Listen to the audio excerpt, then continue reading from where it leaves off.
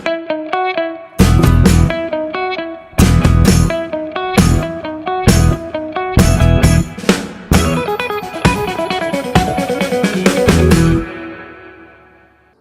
हमारा नाम आदर्श है और आप देख रहे हैं एकेएन टीवी।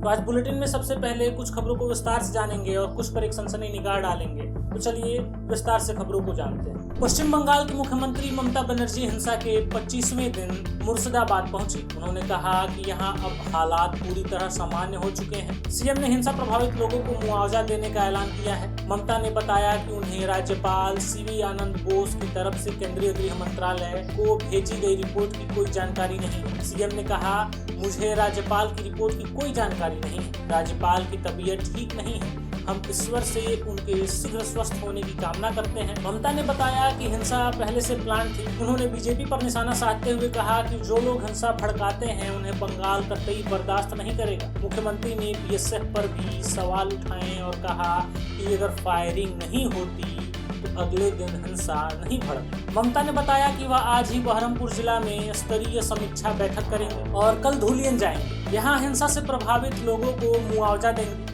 जिनके घर और दुकानें जला दी गई थी। इसी बीच पश्चिम बंगाल के गवर्नर सीवी आनंद बोस ने रविवार को मुर्शिदाबाद दंगे पर गृह मंत्रालय को अपनी रिपोर्ट सौंपी है। इसमें कट्टरपंथ और उग्रवाद को पश्चिम बंगाल के लिए बड़ा खतरा बताया गया है। गवर्नर ने कहा है कि बंगाल को दोहरा खतरा है, जो खास तौर पर बांग्लादेश से सटे मुर्शिदाबाद और मालदा जिलों में ज्यादा है, क्योंकि यहाँ हिंदू आबादी अल्पसंख्यक है। राज्यपाल ने नॉर्थ दिनाजपुर को भी संवेदनशील जिला बताया है। बंगाल गवर्नर ने दावा किया कि मुर्शिदाबाद हिंसा पहले से ही प्लान की गई थी। राज्य सरकार को पहले से खतरे का अंदेशा था, क्योंकि 8 अप्रैल को वक्फ एक्ट जारी होने के तुरंत बाद हिंसा भड़क गई और राज्य सरकार ने उसी दिन इंटरनेट भी बंद कर दिया। उन्होंने कहा कि राज्य में कानून व्यवस्था बनाए रखने में कोऑर्डिनेशन की बड़ी कमी दिखी। इसी वजह से केंद्र को कानून व्यवस्था बनाए रखने के लिए संवैधानिक विकल्प तलाशने की सिफारिश की। वक्फ संशोधन कानून पर सुप्रीम कोर्ट की सोमवार की सुनवाई चल गई है।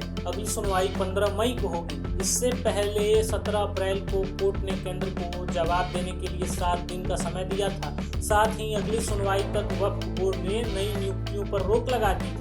सुप्रीम कोर्ट ने केंद्र का जवाब आने तक वक्फ को घोषित संपत्ति पर यथास्थिति बनाए रखने को भी कहा था। केंद्र ने 25 अप्रैल को दायर हलफनामे में कहा कि कानून पूरी तरह संवैधानिक है, यह संसद से पास हुआ है, इसलिए इस पर कोई रोक नहीं लगाई जानी चाहिए।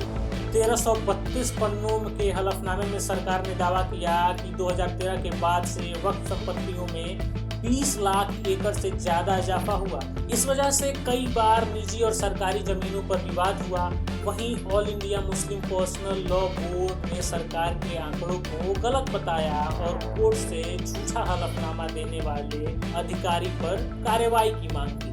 नए वक्फ कानून के खिलाफ सुप्रीम कोर्ट ने 70 से ज्यादा याचिकाएं दायर की हैं, लेकिन कोर्ट सिर्फ 5 मुख्य याचिकाओं पर ही सुनवाई करेगा। इसमें एआईएम सांसद असदुद्दीन ओवैसी की याचिका भी शामिल है। इलाहाबाद हाई कोर्ट की लखनऊ बेंच ने राहुल गांधी को ब्रिटिश नागरिक बताने वाले केस को बंद कर दिया है। कोर्ट ने कहा, राहुल की नागरिकता की रिपोर्ट केंद्र सरकार पेश नहीं कर पाई।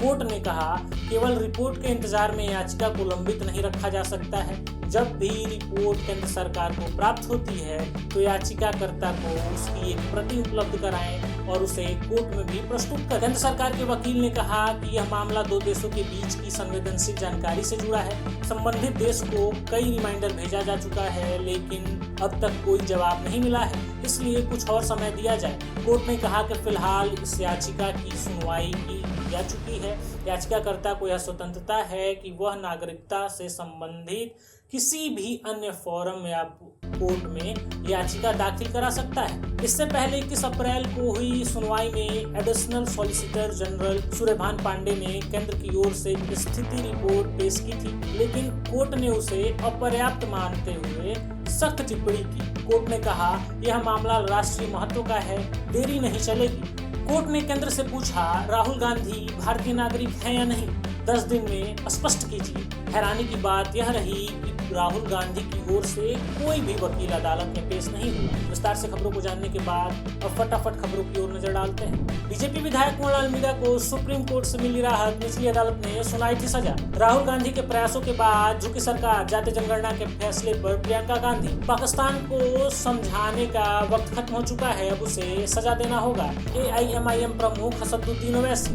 MP के रेस्टोरेंट में टेबल न मिलने पर भड़के मंत्री, आधी रात को जांच के लिए बुलाई टीम। कांग्रेस ने कई गलतियां की हैं, जिम्मेदारी स्वीकार करता हूं। 84 सिख दंगे पर राहुल गांधी। तेजस्वी और उनके पिता ने जाति के अलावा कुछ नहीं सीखा, जाति जनगणना पर प्रशांत किशोर। आतंकवादी संगठन जैसी है करणी सेना, सपा सांसद को धमकी मिलने पर शिवपाल यादव।